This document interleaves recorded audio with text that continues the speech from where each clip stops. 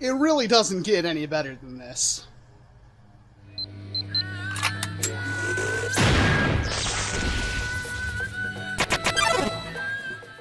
I'm sure you all remember the Spring Thunder. This is a very early version of it that I did a video on a very long time ago, but this is a shell-ejecting, tube magazine-fed shotgun, and pretty much the first of its kind in the entire hobby. Gdop outdid himself when he designed this beast, and it is a really interesting blaster that has some applications that are kind of divisive, because it does use shells, 3D printed shells, which are great because they're 3D printed, so if you lose one or it gets broken or something like that, you just print out more. And the shells can fire pretty much anything that will fit inside of them. Cut down Megas, Rival, Single Elite, Multi-Elite, Boomco. There's an Ultra round now if you really want to go that route. It's a fun blaster, and having that kind of ability to fire all of that out of one blaster, especially having multiple shots in a row, is a very important thing to have. But you're still limited to those shells, which kind of meant that even if you got, like, its usefulness is debatable. It's not really like an HVZ blaster, it's more of a fun plinker, shoot your friends in the park kind of thing.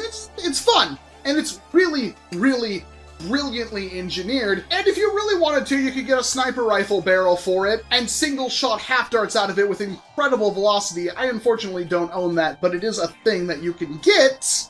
But if you really wanted to go that route, there's another option.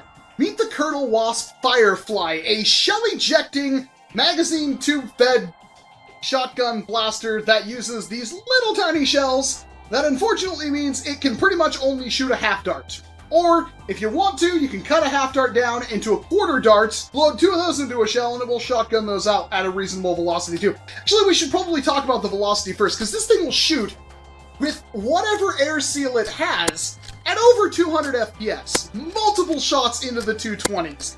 It is a crazy, powerful shotgun-style blaster, and I'm going to keep saying that because I know a lot of you are already typing in the comments that it only shoots one dart, that means it's not a shotgun! Even though it looks like this, even though it loads in shells like a shotgun and ejects them like a shotgun, and if you really wanted to, you could make it a shotgun, I'm going to keep calling it a shotgun. And this is an entirely injection-molded plastic and aluminum blaster. The priming linkage right here is aluminum. The magazine tube, the barrel, in fact, if you see how thick that barrel is, I absolutely love it. And it has a capacity, at least in this long boy configuration, of 6+1, although if you really try, you can do 7+1, which is pretty awesome. So you get 220 FPS, pump action, tube-fed magazine, so you can top it up on the fly in between shots if you want to. But it does use shells.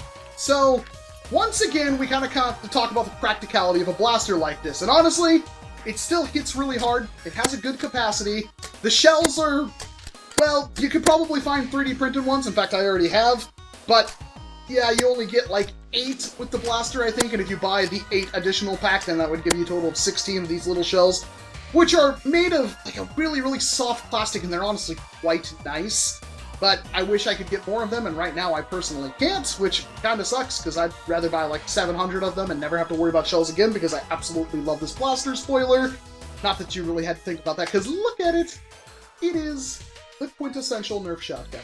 The rail on the top is entirely Picatinny, and it has a NERF attachment point for a stock on the back of it, although it is incredibly tight. And honestly, trying to remove this stock now is a little bit scary, so I'm probably just going to leave it there as long as possible. And the foregrip right here actually does have spots to put in some worker rail if you have access to those. I didn't pick any up because I thought I had some, but apparently I didn't. But you can put some rails on there, which would give you a little bit extra grip, or you can just 3D print out a new grip, because that's also an option if you so choose. So what's the actual purpose of a blaster like this, besides being basically a shell-ejecting, long-shot Caliburn kind of thing? Fun. Pure fun. It's not very often you get to use a blaster this long, this big, this chunky, this shell-ejecting in the hobby, and I really do love the design of this, because the Spring Thunder is awesome, but it makes it feel more like a sci-fi kind of thing because of the way it's a 3D printed blaster and it's extremely big. Because this is using plastic parts, it can be, the tolerances are a little bit better, so you can cram more stuff inside this blaster to make it a little bit more compact, and since the shells are a lot smaller, that's also a thing as well, and it really makes it feel amazing to fire this blaster, especially in rapid fire. It's not exactly flawless. I have had stovepipe issues with shells ejecting. I've had double ejection out of the magazine tube, which jams it up. I've had a few key issues with it, but overall I'm still extremely happy. I think most of that just came down to you really gotta chonk this thing back. It's got a very strong spring inside of it, and it hits extremely hard. But when it comes to the actual ejection and chambering and everything like that, it's so smooth and buttery, and I just absolutely love it. Now, putting the Colonel Wasp Firefly together is a little bit of an endeavor. It's more finicky than it has to be just because some of the parts have some really weird tolerances on them, which is okay, because the price of this thing on Monkey Mods, if you could even find it in stock, is $65 for this setup right here. And it's like $20 shipping. That is cheaper than a CETA Model S. And it hits harder than a CETA Model S out of the box. Hits harder than pretty much anything. You do have to put it together, but since all the pieces are kind of made for where they go, it's actually really easy to figure out how this thing gets put together. There's really not a whole lot of stuff to it. Even the actual shell lifter and everything is incredibly intuitive and honestly works almost perfectly. The biggest issue is really that the tolerances in some areas aren't perfect. You can kind of see how this is worn down right here because I was trying to sand it to fit it into this collar, because there's a very known issue with the Colonel Wasp Firefly that Monkey Mods has addressed, that they will send out replacement parts and stuff to, and I've actually seen 3D printed replacements, that is just a little bit too tight for that magazine tube, unfortunately, which means that you kind of have to jam it down in there, and eventually this will happen. Yeah, I had no problems with it during the entire firing footage and everything like that. In fact, it was just sitting out here in the garage waiting for me to shoot this video, and eventually it just pops. I just picked it up and went, oh, look at that, it's broken. I will have to contact Monkey Mods for a replacement part, and honestly, I could probably just, I'm still going to try to pull this thing apart and epoxy it, sand it down, basically with a Dremel, because I've tried to avoid doing that as much as possible, and get this thing. I don't mind a little bit of cosmetic damage on it, because it doesn't work at all right now, unfortunately, but I have tons of firing footage, so I hope you've been enjoying that. And honestly, again, small price to pay, because for something like this, I would expect to pay a lot more.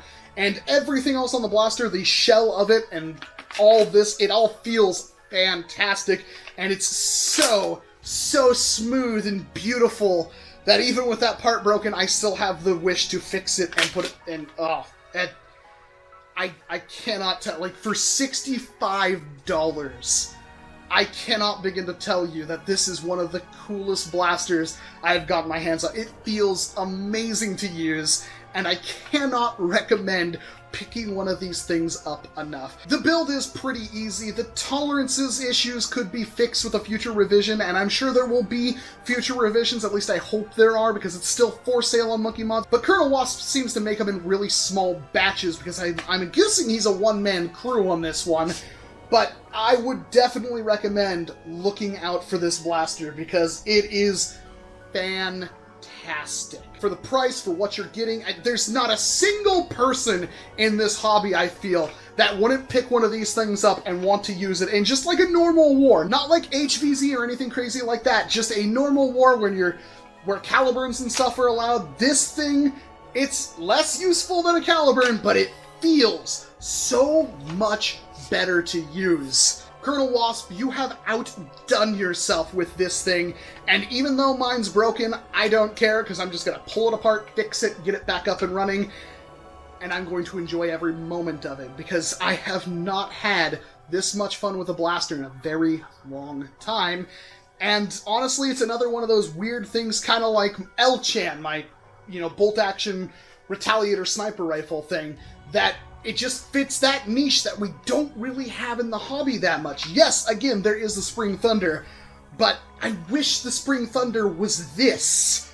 And it's not. It's 3D printed. Just every little piece of design actually even kind of goes against what you typically find in a Nerf blaster. Even something as simple as the catch spring isn't your typical tiny, annoying, stupid coil spring. It's like a C-spring lever thing that fits in there perfectly, and once you sand the trigger down so it fits, because that's another thing you have to do, It just feels so good! Honestly, I just can't recommend it enough. It hits...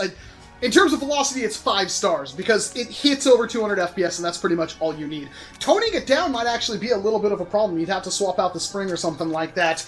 But still, if you have like a 200 FPS cap, somebody brought one of these things in, it hits like 220, I just allow it. It's really not that big of a deal. It's not like it's going to be overpowered because it uses those little shells or something like that. So it's probably just fine.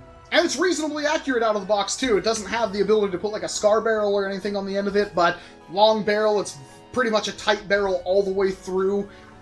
Works amazingly well. Capacity-wise, 7+1, that's okay. It's not great, it's not a magazine or anything like that. The ability to just top it up with a shell with a quick reload does alleviate that problem somewhat, but you are limited by how many shells you can actually carry. So it's not super practical in that regard, but it is totally usable, and it's a little more usable than some other things. So it's like a 2-star out of that one. It could be better, but for what it is, a tube-fed shell ejecting shotgun, that's above average, is what I would actually say about that.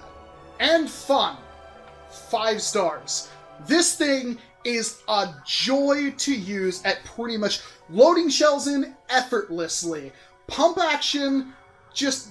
the ejection works pretty much. I've had like a couple of minor jams, and every single time I feel like it's my fault because I kind of short-stroked it or something like that. Because it's a pretty hefty prime. So I just blame that on myself, and honestly, it's too much fun not to say that you should get one. Just the idea, like seriously, look at this. Like, do you really try to tell me, whoa, that doesn't look fun at all? That's not cool at all, Walcom. Why would you ever want something like that? That's really dumb. Why would I? Shells are dumb. Ugh. It's awesome. Practicality is about a 3 out of 5. It pretty much gets all of its practical use of the fact that it hits so hard, and you can top it up on the fly with the shells. But the shells are going to completely ruin any chance of you using this in like an HVZ or something like that. It's basically a plinking fun toy to use at whatever games you go to, and using it is kind of like hard mode. It's not at all practical compared to like a Caliburn or something like that, but that's also, like, if all we ever used was super practical blasters, this entire hobby would be very, very boring.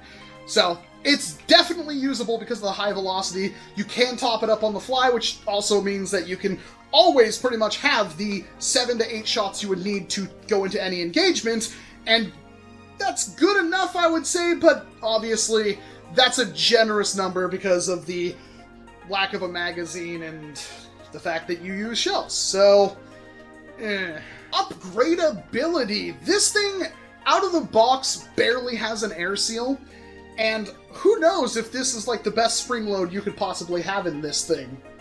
And the shells, who knows if those are the most optimal shells you could possibly use. I'm going to kind of say it has some upgrade potential. I'm going to give it a 2 out of 5 stars because it feels like it's kind of capped at the high end of things out of the box. Because, of course, you know, it's got this gigantic spring and stuff in it, and you're kind of limited by this one side priming bar. Even though that is metal, it is only being primed on one side of the blaster. But again, for what it does and everything like that, do you really need to upgrade it all that much more? The seal is probably the biggest issue. Even though it fires fine, it doesn't have any seal whatsoever. Even trying to, like, just push the plunger tube through the plunger, for some reason, it just has no seal. And yet it still hits this hard. And honestly, it might seem like I've talked a lot of crap about this thing. I mean, mine's broken. It doesn't really get any worse than that, but it is. I highly, highly, highly recommend you try to get your hands on one of these. I know there's going to be people out there like, oh no, Walcom, I don't need that. I got HPA, MagFed, everything. That's fine. You're a boring person, and I don't really care, because this thing is more fun than your HPA thing will ever possibly be. It's a beautiful, well-engineered piece of kit that I cannot wait to fix and start using again, because I did so much firing footage with this blaster, because I had so much fun with it. I'll have a link down below to the currently sold out Colonel Wasp Firefly down in the description, And I would recommend you regularly check that website because you're going to want to get one of these, especially at the low price point. $65 for something like this is a steal, in my opinion. And even if it's like $20, $30 shipping to where you are, it's kind of worth it. Buy a couple of barrels and stuff. Monkey Mods pretty much has the best barrels that you can get. This is not sponsored. I bought all of the stuff. I bought a $150 order from Monkey Mods, counting shipping. I'm so flippin' happy. I hope you could tell that from this video. I'm going to end it now because I really want to fix this thing because I really want to be using it again. I'm Walcom S7. Thank you very much for watching this video. And of course, I hope to see you in an entirely different one. Or not. I like shotguns. I want every video to be on a blaster like this. I don't think I'd ever get bored.